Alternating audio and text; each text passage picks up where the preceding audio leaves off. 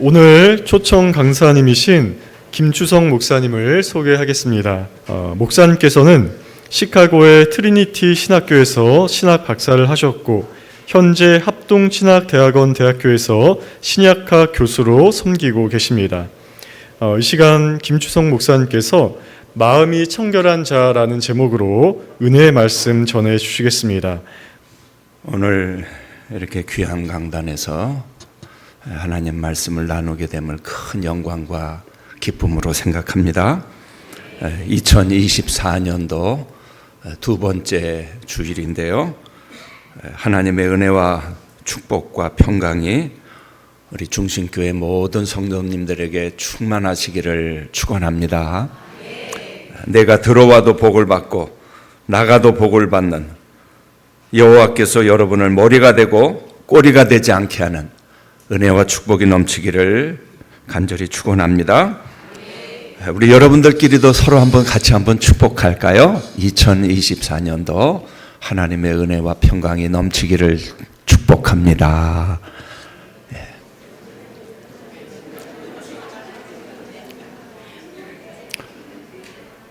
저는 오늘 여러분들에게 복 중에 최고의 복, 팔복에 대해서 말씀을 좀 나누려고 합니다. 이 팔복 중에서도 여섯 번째 복에 해당하는 하나님을 보는 축복, 이 최고의 축복이 아닌가 생각됩니다. 이 산상수훈 마태복음 5장, 6장, 7장을 우리가 산상수훈이라고 하지 않습니까? 특별히 이 5장 1절부터 기록된 이 팔복의 말씀은 오랫동안 많이 오해된 말씀이 아닌가 생각해요. 즉, 너희가 이렇게 해야 천국에 들어갈 수 있어 하는 일종의 조건으로, 하나님 나라에 들어가는 조건으로 그동안 생각해 오지 않았나 생각이 됩니다. 유대인들도 사실은 이 말씀을 많이 아마 오해했을 것 같아요. 율법을 잘 지켜야 하나님 나라에 들어갈 수 있고 천국에 들어갈 수 있겠나. 유대인의 율법자들도 학자들도 그렇게 가르쳤다고 생각이 됩니다. 그런데 사실요, 이 팔복, 산상수훈은 조건이 아니라 하나님의 약속이요 축복인 것을 아십니까? 이 팔복은 내가 힘쓰고 애써서 되는 것이 아니에요. 이 팔복을 한마디로 요약을 하면은 하나님 나라 백성이 받게 되는 축복을 말씀하시는 거예요. 조건이 아니라 복음 안에서의 놀라운 약속이에요. 하나님의 나라가 임하고 예수 그리스도가 임하게 될 때 이 어떤 변화가 일어나는지, 이 성품의 변화, 하나님 나라 백성의 그 중요한 특징을 기록한 것이 사실은 이 팔복의 말씀입니다. 이 팔복은 어떻게 시작합니까? 하나님 나라로 시작해서 하나님 나라로 끝납니다. 3절에 보면 우리가 잘 아는 대로 심령이 가난한 자는 복이 있나니 천국이 그들의 것이며, 끝나는 것도 어떻게 끝나요? 의를 위하여 박해를 받은 자는 복이 있나니 천국이 그들의 것이미로다. 이 마태복음 5장이 기록되기 이전에 주님이 뭐라고 선포하셨습니까? 회개하라, 천국이 가까웠느니라. 여러분, 이 팔복을 무거운 짐으로 생각하지 마시기를 바랍니다. 이 팔복의 은혜가 이미 사실 저와 여러분들에게 임한 줄로 믿으시기를 바랍니다. 우리 마음의 죄를 애통히 여기고 주님의 은혜를 사모하는 마음 여러분 다 가지고 계시죠? 하나님의 성령이 이미 우리에게 임했고 팔복이 사실은 이미 우리에게 임했습니다. 제가 오늘 이 중심교회에서 예배드리면서 참 인상 깊었던 것이 여러분들이 이렇게 몇 가지 신앙 고백하기 전에 고백하시는데 다른 교회에서 보지 못했던 참 귀한 고백들을 보면서 중심교회 성도님들 영적인 수준이 보통이 아니구나. 제 마음에 사실은 깊은 감동이 있었습니다. 여러분 혹시 이 최춘선 할아버지라고 여러분 들어보신 적이 있으십니까? 이분을 7년 동안 추적을 해서 다큐멘터리식으로 만들어낸 아주 짧은 그 영화를 오래전에 본 적이 있습니다. 독립군 후손의 후손의 아들이면서 자신도 이 독립군 투사로 지낸 분인데 무려 30년 동안 맨발로 지하실에서 복음을 전하면서 일생을 마쳤습니다. 심령이 가난한 자는 복이 있나니. 그 은혜를 누구보다도 깊이 받은 분이에요. 그분이 이렇게 얘기해요. 나는 세상에 부러울 것이 하나도 없습니다. 나는 세상에 미워하는 자도 하나도 없습니다. 그 마음에 얼마나 담대함이 가득했던지 가지고 있었던 땅 30만 평을 그 값비싼 땅을 다 팔아서 가난한 자들에게 나누어 주었다고 합니다. 이것이 심령이 가난한 자가 받는 그 놀라운 축복이라고 생각됩니다. 오래전에 그런 이야기를 교회사에서 읽었어요. 저 평양에 제일 가는 깡패, 김익두라는 깡패가 있었는데 사람들이 오늘 내가 김익두 안 만났어. 그럼 최고의 기쁜 날이라고 그래요. 그런데 이 깡패 중에 깡패 김익두가 어느 날도 술에 취해서 길바닥에서 뒹굴다가 쪽복음을 봤대요. 눈을 개슴츠레하게 뜨고 봤는데 뭐라고 쓰여 있었어요? 이 팔복에 말씀이 쓰여 있었어요. 심령이 가난한 자는 복이 있나니 천국이 저희 것이며 애통하는 자는 복이 있나니 의에 줄이고 목마른 자는 복이 있나니. 뜻이 무엇인지도 모르면서 이 팔복을 보고는 눈이 번쩍 뜨여지기 시작하고 결국은 이 팔복을 통해서 예수 그리스도를 만나고 나중에는 평양 제일 가는 부흥사가 되는 그 놀라운 복음의 시발점이 시초가 바로 이 팔복이었다고 합니다. 팔복이 바로 이런 것입니다. 복음 중에 최고의 복음이요. 오늘 2024년 또 두 번째 주일인데요. 특별히 올 한 해는 정말 하나님을 보는 놀라운 축복이 저와 여러분들에게 충만하시기를 바랍니다. 하나님을 본다는 것이 그러면 무엇을 말할까요? 하나님을 뵙는다. 이 주제를 제가 연구하면 연구할수록 참 놀라운 것은요. 이야, 이게 보통 주제가 아니구나. 지난 2000년 동안 교회 역사에 있어서 아마 가장 주의를 끌었던 제목 중에 하나가 이 여호와를 보는 것이다. 여호와를 본다는 것이 도대체 그럼 무슨 뜻일까? 여러분 디모데전서 6장 16절에 보면 사실 우리는 하나님을 볼 수가 없어요. 왜냐하면 우리의 육안으로는 그 하나님을 볼 수가 없는 것이 하나님은 영이시기 때문에 그렇습니다. 디모데전서 6장 16절에 이렇게 기록합니다. 오직 그에게만 죽지 아니함이 있고 가까이 가지 못할 빛에 거하시고 어떤 사람도 보지 못하였고 또 볼 수 없는 이신이 그에게 존귀와 영원한 권능을 돌릴지어다. 하나님은 아무도 볼 수 없다고 그랬어요. 왜? 그분은 영광 중에 거하시고 또 볼 수 없는 이시다 그랬어요. 이미 출애굽기에 네가 내 얼굴을 보지 못하리니 나를 보고는 살 자가 없음이라. 하나님을 보고는 살 자가 없다고 그랬어요.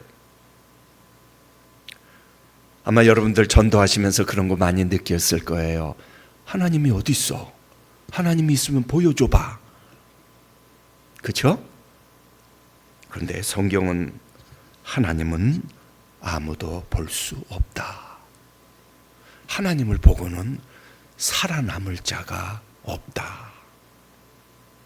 우리의 육안으로는 볼 수 없고. 왜 그럴까요? 여러분 한번 이렇게 생각해 보세요. 우리가 볼 수 있는 이 시각도 제한이 돼 있어요. 청각도 제한이 돼 있어요. 우리의 육체가 너무나 연약하기 때문에 우리의 육체가 아마 너무나 강한 소리를 계속 들으면 어떻게 될까요? 귀가 멀어버릴 거예요. 아마 청각이 상할 거예요. 우리 눈이 볼 수 있는 것보다 더 강렬한 빛을 우리가 계속 보면 어떻게 될까요? 아마 눈이 멀어버릴 거예요. 여러분 태양을 볼 수 있습니까? 아마 태양의 밝은 빛을 가까이 가서 본다면 눈이 다 멀어버릴 거예요. 태양에 가까이 가면 아마 우리 몸이 다 녹아버릴 거예요. 하나님은 빛이시라 그랬어요. 하나님은 전능자라고 그랬어요. 우리의 육체로 볼 수 없다. 구약시대 이 가장 성전의 거룩한 장소를 뭐라고 불렀죠? 지성소라고 불렀지 않습니까? Holy of Holies. 거기는 아무나 들어가지 못했어요. 대제사장이 1년에 한 차례만 들어갈 수 있었어요. 왜 그렇습니까? 하나님의 특별한 임재하심이 있었던 곳이에요. 죄인이 들어갈 수가 없어요. 죽어요. 대제사장도 1년에 한 차례씩, 그것도 그냥 들어갈 수 없고 뭐를 가져가야 돼요? 어린 양의 피를 가지고서야 들어갈 수 있어요. 출애굽기 19장에도요 하나님께서 십계명을 주시면서 모세에게 십계명을 주시기 전에 시내산에 임하셨는데 빽빽한 구름과 번개가 치고 우레와 번개가 치면서 하나님이 임하실 것을, 임재하실 것을 예고하셨어요. 그러면서 모세에게 경고하셨어요. 사람들이 나를 보려고 가까이 오게 하지 말라. 죽을까 하노라. 하나님은 거룩하신 분이고 전능하신 분이기 때문에 우리의 눈으로는 볼 수 없고 심지어는 가까이 할 수도 없다. 이렇게 말씀하셨어요. 자, 그럼에도 불구하고 또 성경에는 하나님을 뵙는다라는 표현이 또 종종 나와요. 어떻게 보면 모순되고 충돌돼 보이기도 하지만, 자, 한쪽으로는 분명히 하나님을 보면 죽는다 해놓고 또 한쪽에는 하나님을 본다는 표현이 여러 차례 등장해요.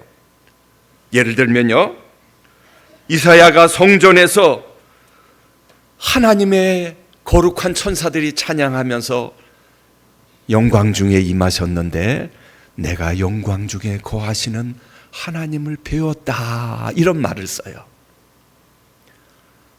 이것은 흔한 사건은 아니에요.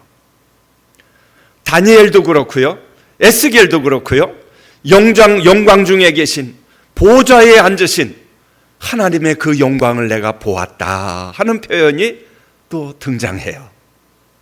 신약에 오면은 요한계시록에 보면, 요한계시록 4장 5장에 보면 하늘문이 활짝 열리면서 하늘의 보좌에 앉아 계신 우리 주 예수 하나님 아버지와 우리 주 예수 그리스도의 그 영광 중에 있는 모습을 사도 요한이 또 보는 모습이 나와요. 물론 하나님 그분 자체를 보신 게 아니고 하나님을 둘러싼 영광을 보았다. 이것은 아주 드문 사건입니다. 욥기 19장에 보면요 그렇고, 욥기 42장에도 욥이 뭐라고 얘기하냐면요, 내가 주께 대하여 귀로 듣기만 하였사더니 이제는 내가 눈으로 주를 배움나이다. 그러므로 내가 스스로 회개하고 티끌과 제 가운데서 회개하나이다. 눈으로 주를 배움나이다.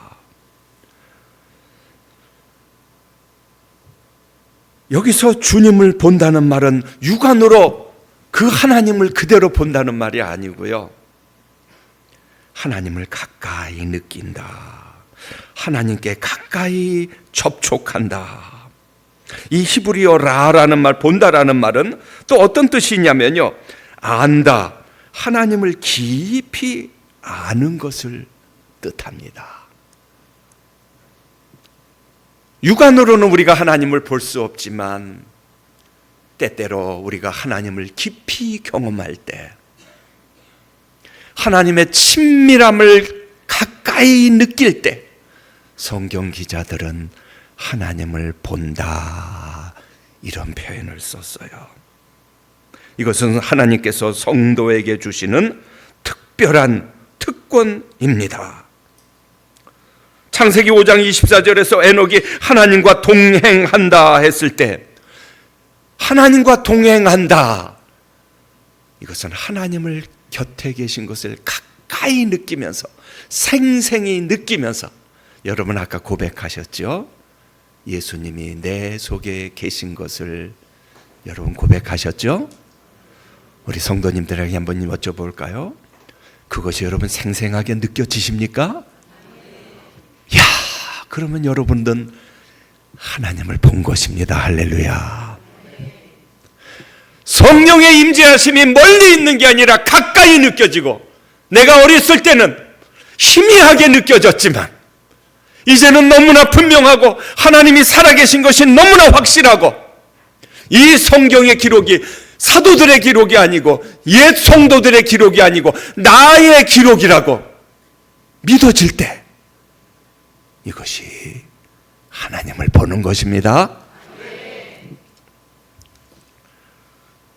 시편 기자는 다른 어떤 축복보다도 이 은혜와 축복을 가장 사모했어요. 내가 주의 권능과 영광을 보려 하여 이와 같이 성소에서 주를 바라보나이다. 세상의 어떤 그것보다도 하나님의 전에서 주의 얼굴을 만나는 것을 다윗은 가장 사모했고, 그것이 일생의 가장 마음의 소원이었어요. 하나님을 본다, 영광의 주를 본다. 저는 이것을 이렇게 또 설명하고 싶어요. 여러분, 우리 육체에는 이 감각기관이 있어요. 오감, 보기도 하고 듣기도 하고 느끼고 하는, 이 맛을 보기도 하는 이 청각기관도 있잖아요. 여러분, 아마 여러분 가운데도 시력이 좋은 분들은 아마 1.5, 한 2.0까지도 되는 분이 계신지 모르겠어요. 자, 근데 저 몽골의 초원에 사는 사람들이 여러분 시력이 어느 정도 되는지 아세요? 무려 7일 정도까지도 된대요. 와, 근데 제가 최근에 들은 얘기는 7도 넘어서 심지어는 12까지도 있대요. 상상을 초월하죠. 저 몇 킬로까지도, 조그마한 것까지도 다 본다는 거예요. 이야, 우리는 다 지금 문명사회 속에서 살면서 사실은 이 육체적 감각기관도 많이 퇴화된 것 같아요. 망가졌죠. 여러분, 가끔 이제 그런 이 기사들이 있잖아요. 이 동물들이 어떤 재난이 닥칠 때 그걸 미리 안대요. 그렇죠? 이 배가 출항하기 전에 어떤 사건이 있었냐면, 그 배 안에 있는 쥐들이 우르르 다 나오는 사건이 있었어요. 여러분, 그 배가 어떻게 됐을까요? 침몰했어요. 이 쥐, 우리가 쥐라고도 안 부르죠. 쥐 새끼들이 우리가 없는 초자연적 재앙을 미리 감지하는 놀라운 감각을 가지고 있었던 거예요. 저는 그렇게 생각해요. 아마 우리도 이 문명 사회 속에서 어쩌면 이러한 능력들이 우리도 아마 어쩌면 미리 있었을 터인데, 이런 기관들이 약화되고 없어지지 않았나 하는 생각이 들어요. 자, 그런데 육체에도 감각기관이 있듯이 영적인 감각기관이 있다. 교부들은 이것을 많이 강조했습니다. 이 영적인 감각기관이 있다. 인간이 범죄하기 전에는 에덴 동산에서 성경이 필요하지 않았어요. 특별한 계시가 필요하지 않았어요. 하나님을 가까이 느꼈고 영광 가운데 둘러싸여 있었으며 주님과 깊이 동행했어요. 옷을 벗어도 부끄러운 줄 몰랐어요. 왜? 하나님의 영광이 휘감고 있었기 때문에. 그런데 인간이 범죄하고 나서, 에덴 동산에서 쫓겨나고 나서 이 능력을 잃어버렸어요. 예수님께서 그래서 보아도 보지 못하고 들어도 듣지 못한다. 들을 귀 있는 자는 성령이 교회들에게 하시는 말씀을 들을지어다. 왜? 멀어버린 거예요. 하나님을 알되 하나님으로 영화롭게도 아니하며 감사치도 아니하고 오히려 그 생각이 허망하여지며 미련한 마음이 어두워졌나니. 에베소서 4장 17절 19절은 이렇게 말합니다. 이방인이 그 마음에 허망한 것으로 행한 같이 행하지 말라. 그들의 총명이 어두워지고 그들 가운데 있는 무지함과 그들의 마음이 굳어짐으로 말미암아 하나님의 생명에서 떠나 있도다. 그들이 감각 없는 자가 되어 자신을 방탕에 방임하여 모든 더러운 것을 욕심으로 행하되. 이것은 세상의 지식을 아무리 쌓아도 하나님의 생명에서 떠나 있는 사람은 이 영적인 감각기관이 마비돼 버렸어요. 하나님의 계시가 들리지 않고. 그런데 여러분, 우리가 예수 믿을 때 거듭났다는 게 무엇을 뜻해요? 다시 잃어버렸던 이 영적인 감각기관들이 살아난 것을 뜻합니다. 믿음이 무엇입니까? 여러분들 아까 고백하셨지 않습니까? 이전에 들리지 않았던 하나님의 음성이 들리기 시작하고 성령의 세미한 음성이 들리기 시작하고 눈에 보이지 않지만 천국이 믿어지기 시작하고. 할렐루야? 그렇지요? 왜 그래요? 죽었던 감각기관들이 살아난 것을 뜻해요. 이제 저와 여러분들은 하나님을 볼 수 있는 눈이 사실은 열렸습니다.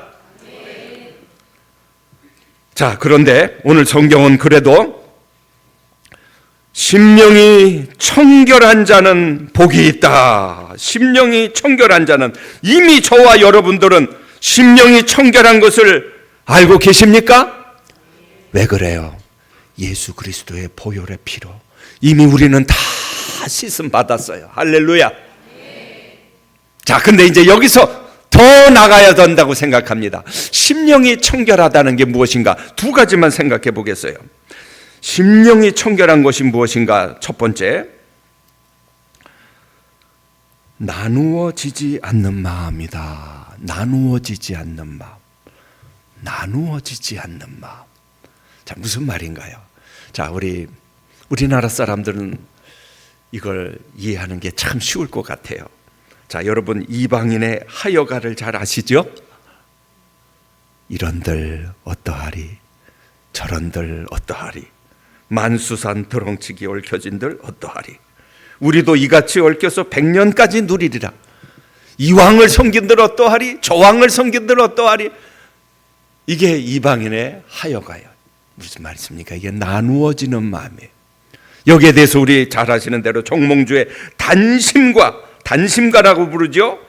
여러분 잘 아시죠? 이 몸이 죽고 주고 일백번 고쳐주고 백골이 진토되어 넋이라도 있고 임향한 일편단심이야 가실 줄이 있으랴.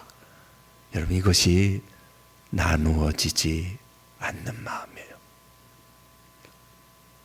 우리가 예수님을 믿지만 우리가 이 세상에서 살고 있는데요, 엘리야는 갈멜산에서 이렇게 이스라엘 백성을 향해서 외쳤습니다. 너희가 언제까지 둘 사이에서 머뭇머뭇하려느냐? 여호와가 만일 하나님이면 그를 따르고 바알이 만일 하나님이면 그를 따를지라. 야고보서 1장 8절은 이렇게 말합니다. 두 마음을 품지 말라. 하나님을 섬길 것이냐, 세상을 섬길 것이냐. 하나님과 재물, 하나님과 맘모니즘, 이 둘은 함께 가지 못한다는 거예요. 나누어지지 않는 마음. 오늘 주님은 이것을 우리에게 요구하십니다. 우리의 마음의 중심이 정말로 전심으로 주님께 향해 있습니까? 나누어지지 않는 마음. 이것이 청결한 마음이에요. 아주 중요한 요소예요. 두 번째, 나누어지지 않는 마음은 또 무엇입니까? 정화된 마음, 순수한 마음, 깨끗한 마음, 정결한 마음입니다. 이미 사실 우리는 예수 그리스도의 우리 원래 성품 자체가 물론 상대적으로 어떤 사람은 더 맑은 사람도 있을 수 있고 그래요. 그러나 성경이 말하는 맑고 깨끗하다는 건 그 정도가 아니에요. 만물보다 심히 거짓되고 부패한 것이 사람의 마음이라. 그런데 이 심령은 이미 제가 말씀드린 대로 예수 그리스도의 보혈의 피로 우리가 맑아졌습니다. 그런데 우리 주님께서 그러셨죠? 제자들의 발을 씻기시면서 뭐라고 그러셨어요? 너희 온몸이 다 깨끗하니라. 이미 우리 주님께서 우리의 모든 죄와 우리의 허물을 다 용서하셔서 우리가 깨끗합니다. 그러나 그럼에도 불구하고 이 세상에 살면서 우리도 모르게 자꾸 발이 더러워져요.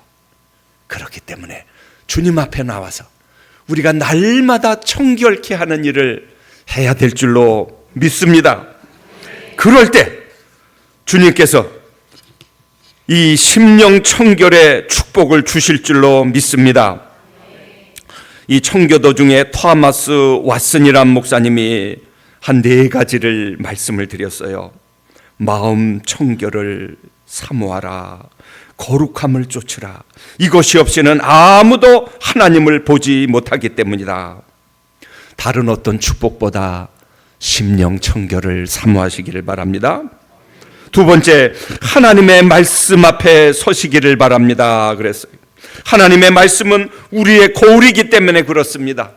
나는 스스로 정직하다고 생각할지 모르지만 그것이 착각일 수 있습니다. 나는 순수하다고 생각할 수 있지만 나는 착각일 수 있습니다.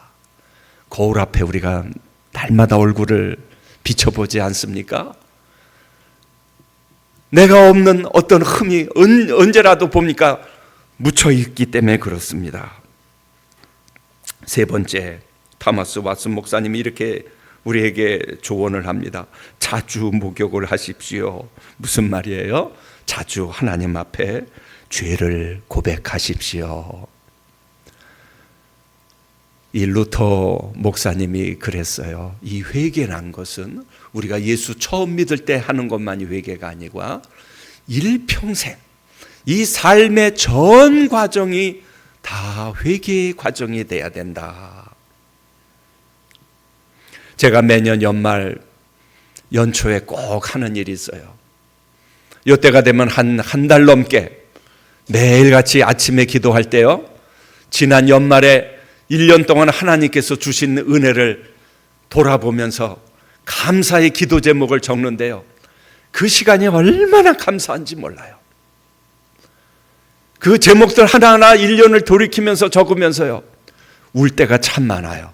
왜냐하면 하나님께서 행하신 일이 너무 많은데 잊어버리고 살기 때문에 그래요. 그 감사와 함께 또 더불어서 하는 게 있는데요, 성령께서 제 죄를 생각나게 해주세요. 내가 혹이라도 무의식 중에 무슨 죄를 범했는지 생각나게 해주세요. 하루 이틀이 아니라 거의 한 달, 거의 행사같이 해요. 하나씩 나도 몰랐던 것을 생각나게 해주시는데요, 얼마나 회개를 깊이 하게 하는지 몰라요. 그런데 여러분, 그렇게 회개할 때요, 하나님께서 상한 마음을 치료해 주세요. 놀라운 기쁨을 회복시켜 주시는 것을 얼마나 많이 느끼는지 몰라요. 다윗은 시편 51편 10절에 그래서 하나님이여 내 속에 정한 마음을 창조하소서. 내가 성령님을 근심시킨 것이 없었는가? 선한 양심을 정말 따라서 살았는가? 성령님의 세미한 음성을 무시하지 않았는가? 여러분, 언제부터 하나님의 음성이 안 들리는지 아세요? 성령의 음성을 무시할 때, 여러분 거짓말을 처음 할 때 어때요? 가슴이 두근두근 거려요. 근데 여러분, 그 마음을 무시하고 한두 번 하고 세 번, 네 번 하기 시작하면 어떻게 돼요? 양심이 점점 마비되기 시작해요. 무서운 일이에요.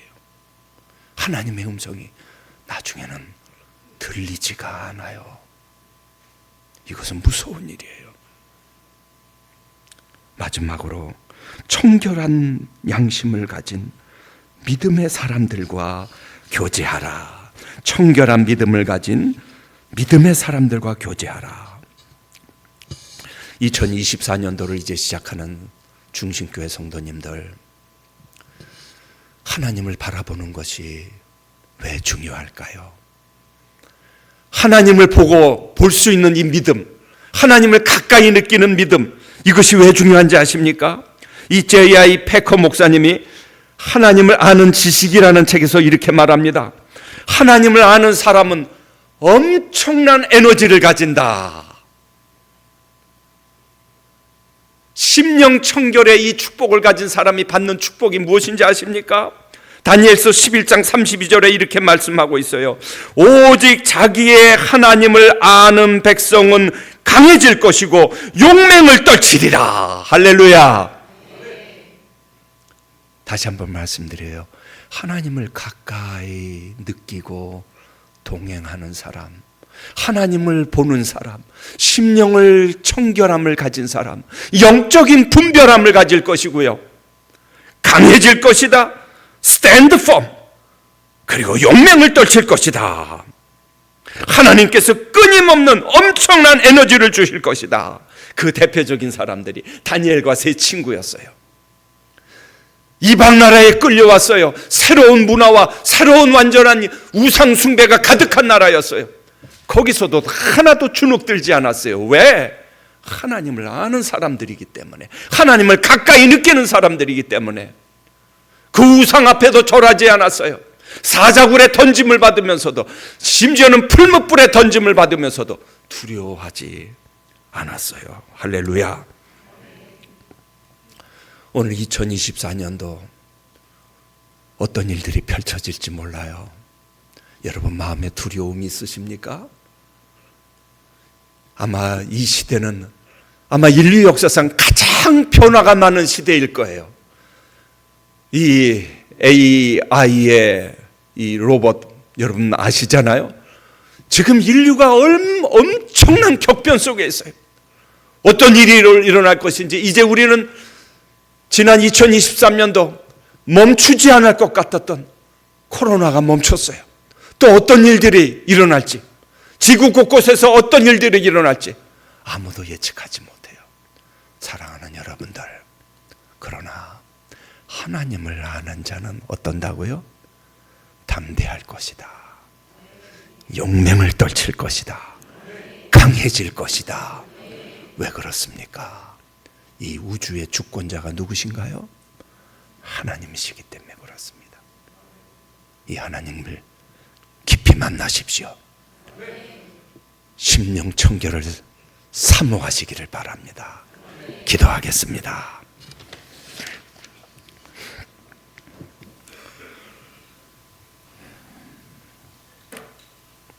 하나님 아버지여, 급변하는 세계 속에서 살고 있습니다. 전쟁이 이곳저곳에서 일어나고, 지진이 일어나고, 기후가 급변하고, 아무도 2024년도 무슨 일이 일어날지 그 누구도 예측하지 못하고 장담하지 못합니다. 그러나 아버지여, 심령 청결의 축복을 주시옵소서. 하나님의 만물의 주권자시오, 만물을 주관하시고 이 모든 역사가 하나님의 손 안에 있는 줄로 믿사오니, 하나님을 만나고 하나님을 아는 자는 담대하고 용맹을 떨치리라 강해질 것이라고 약속해 주셨사오니 흔들리지 않게 하시고 사람을 보고 두려워하지 않게 하시고, 우리 중심교회 성도님들, 예수 그리스도가 내 안에 계신 것을, 성령께서, 보혜사 성령께서 내 안에 계신 것을 확신하고 생생하게 느끼면서 하루하루 주님과 에녹과 같이 동행하는 놀라운 은혜와 축복이 2024년도에 임하여 주시옵소서. 예수님의 이름으로 기도드리옵나이다. 아멘. 이 시간 오늘 주신 말씀 붙잡고 함께 기도하겠습니다. 먼저 우리가 우리 눈으로 하나님을 볼 수 없지만 우리가 하나님을 늘 가까이 느끼고 하나님의 친밀함을 늘 경험하면서 함께 하심을 생생히 느끼면서 우리 살아가게 하여 주시기를, 그래서 정말 나누어지지 않는 마음, 또 그리스도의 보혈의 피로 회개함으로 깨끗게 된 마음, 그 청결한 마음으로 언제나 주님을 보고 경험하고 주와 동행하는 우리에게 하여 주시기를 시간 마음 모아 함께 기도합니다.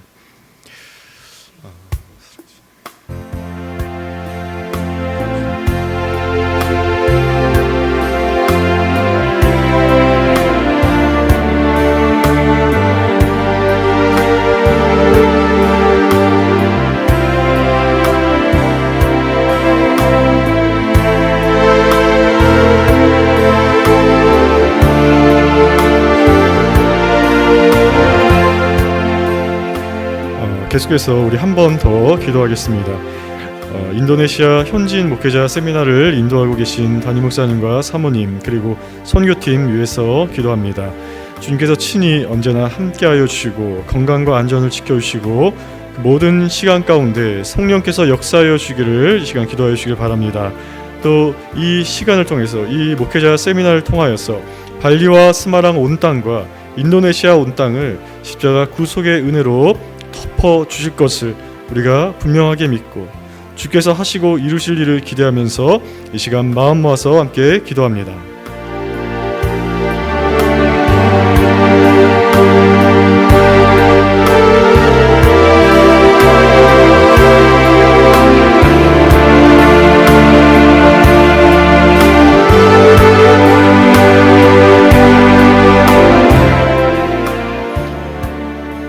사랑하는 하나님 아버지, 오늘 김주성 목사님을 통해 귀한 생명의 말씀 주심에 감사를 드립니다. 주님, 우리가 다른 무엇보다 하나님을 늘 보고 느끼고 함께하기를 원합니다. 우리가 참으로 이를 사모하고 또한 우리를 그리스도 예수 안에서 그렇게 하나님을 늘 보고 느끼고 함께하게 하여 주심을 믿고 감사를 드립니다. 주님, 우리에게 십자가 구속의 은혜 가운데 또 늘 회개하는 그 마음으로 정말 그 정결한 마음 우리가 다 되게 하신 줄 믿습니다. 나누어지지 않는 마음으로 전심으로 늘 주를 바라는 우리가 다 되게 하신 줄 믿습니다. 그렇게 정결한 마음으로 하나님을 보고 강하고 담대하게 이 땅 가운데 주와 함께 살아가고 주와 함께 승리하는 우리 중신의 가족들 다 되게 하신 줄 믿습니다. 지금 또한 이 시간 우리가 마음 모아 기도한 것처럼 이 시간 하나님 나라 위해서 선교 사역 중에 계신 목사님과 사모님과 우리 선교팀 주님께서 늘 함께 하시고 지켜주신 줄 믿습니다. 현지 목회자 세미나 가운데 성령께서 역사해 주심을 믿습니다. 이 선교 사역을 통하여서 목사님의 입술을 통해 선포되는 말씀을 통하여서 발리와 스마랑 나아가 인도네시아 온 땅을 십자가 구속의 은혜로 덮어주실 것을 믿습니다. 현지인 목회자들의 그 심령이 율법의 행위로부터 돌이켜서 십자가 구속의 은혜로 완전히 잠기게 하여 주시고 충만하게 하여 주시고 그들이 나아가서 그 땅의 성도들에게 십자가 구속의 은혜의 그 말씀을 전하고 가르치고 양육하게 하여 주시옵소서. 주님, 오늘 또 예배로 나오면서 11조와 감사헌금, 선교와 구제를 위한 헌금으로 귀한 예물을 주께 올려드립니다. 기뻐 받아주시고 드려진 예물 하나님의 나라 위에 귀하게 사용하여 주시옵소서. 드린 우리 모든 성도들과 그 가정 주님 마음껏 축복하여 주시고 은혜 내려주심을 믿습니다. 물질의 어려움 전혀 없게 하시고 늘 주 안에서 모든 것에 넉넉하게 하여 주실 것을 믿습니다. 감사드리며 이 모든 기도 우리 주 예수 그리스도의 이름으로 기도드립니다. 아멘. 우리 주 예수 그리스도의 은혜와 아버지 하나님의 놀라우신 사랑하심과 성령님의 감동 감화하심이 팔복의 은혜를 사모하며 특별히 심령 청교를 사모하며 새해를 시작하는 중신교회 모든 성도님들 위해 영원토록 함께 하시기를 간절히 축원하옵나이다.